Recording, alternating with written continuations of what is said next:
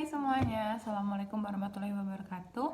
Perkenalkan, saya Astika Jani Pambudi dari kelas 11 MIPA 4, absen 8. Pada kesempatan kali ini, saya akan mempresentasikan mengenai penyebaran berita proklamasi di Indonesia. Topik pertama yang akan kita bahas adalah mengenai what.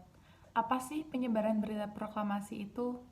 Hal yang sangat penting yang harus cepat dilakukan oleh para tokoh pejuang adalah mempercepat proses kemerdekaan dan segera untuk menyebarkannya kepada masyarakat. Hal ini dilakukan untuk mendapat pengakuan dari rakyat sendiri dan dunia internasional. Yang kedua yang akan kita bahas adalah mengenai when. Kapan sih penyebaran berita proklamasi dilakukan?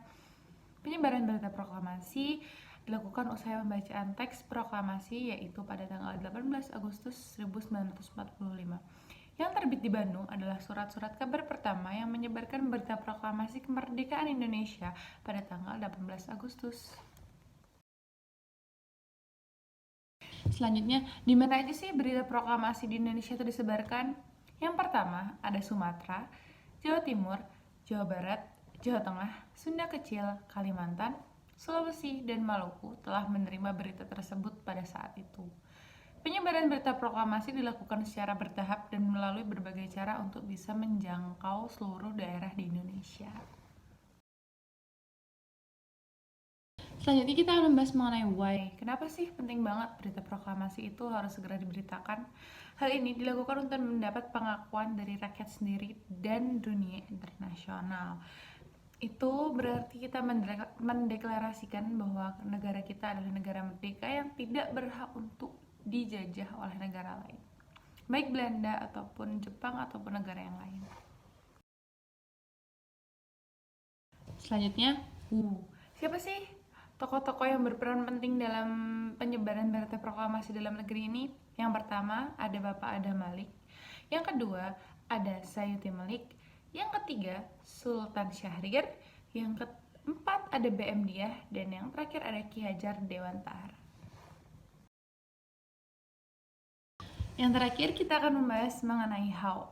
Gimana sih cara-cara untuk menyebarkan berita proklamasi dalam negeri pada saat itu? Yang pertama, melalui siaran radio Hoso Konryoko yang dimana sekarang adalah menjadi Radio Republik Indonesia yang dilakukan oleh Yusuf Trandipuro.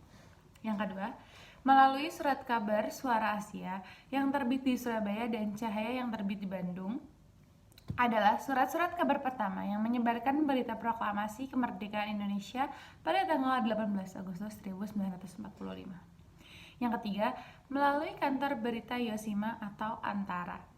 Pada 17 Agustus 1945, sekitar pukul 18.30, wartawan kantor berita Yosima yang sekarang menjadi kantor berita Antara dilakukan oleh Syahrudin, Adam Malik, dan lain-lain.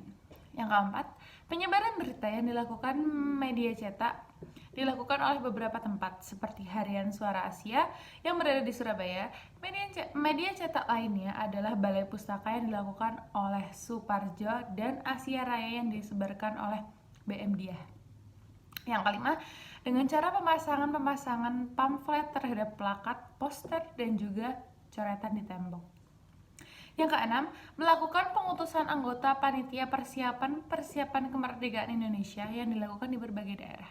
Contohnya, Teku Muhammad Hasan di daerah Aceh, Samratulangi daerah Sulawesi, Ketut Puja di daerah Bali, dan masih banyak lagi. Mungkin sekian dari saya, materi-materi yang bisa saya sampaikan.